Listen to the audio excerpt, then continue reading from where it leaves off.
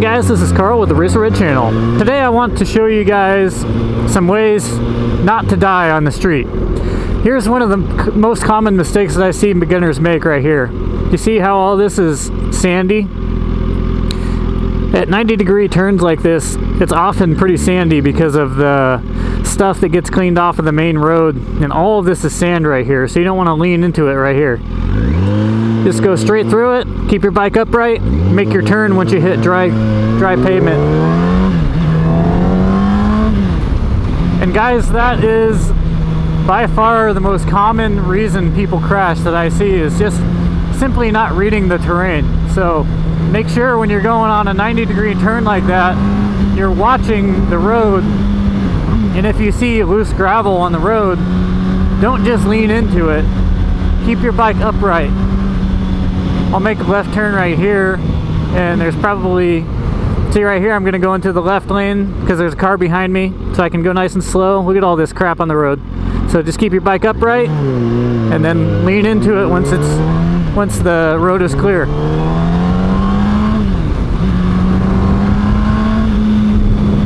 Another common mistake that I see people make, and this one is the one that gets people killed, is when you go up to an intersection, especially one that has a light, make sure you're looking on both sides of you and ride like you're invisible.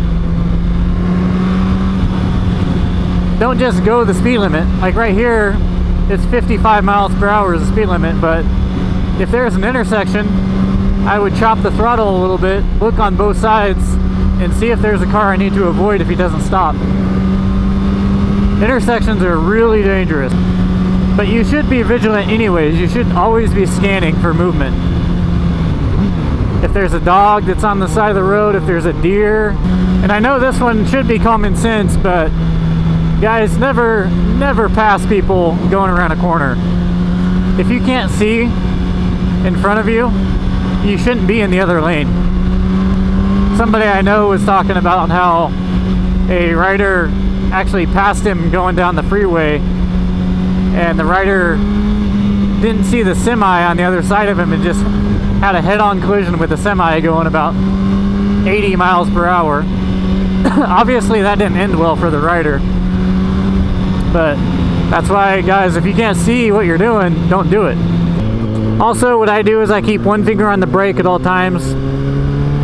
It improves my reaction time, and it also, there's always that situation where everybody clinches up. And everybody has the same reaction. Nobody's immune to it, even the pros.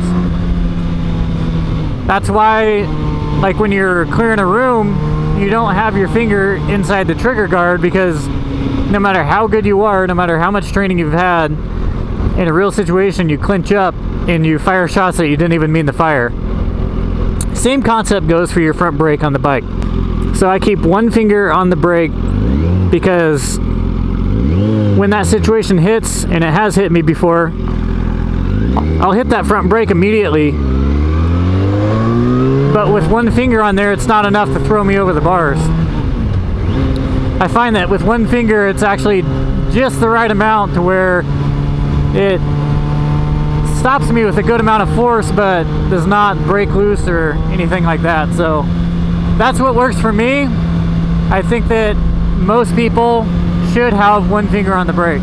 It is springtime, and I know we're going to have a lot of new riders, so those are just a few tips, and the ones you should really pay attention to are the intersection one is no joke. You need to slow down and look on both sides, even if your light is green. Do not just blow through it.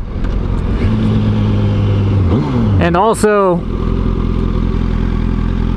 I've seen it so many times. Everybody crashes on this gravel stuff. As a beginner, like even non-beginners, they just lean right over into the gravel. Be sure to like, comment, and subscribe if this helped you out at all. See you guys. His name is RacerRed. If he wasn't riding, he'd be in bed. He naps during the day. He rides his love in garage bays. Oh, he rides all night, full throttle all the time. Oh, he was born to ride. Red Racer, like, comment, and subscribe.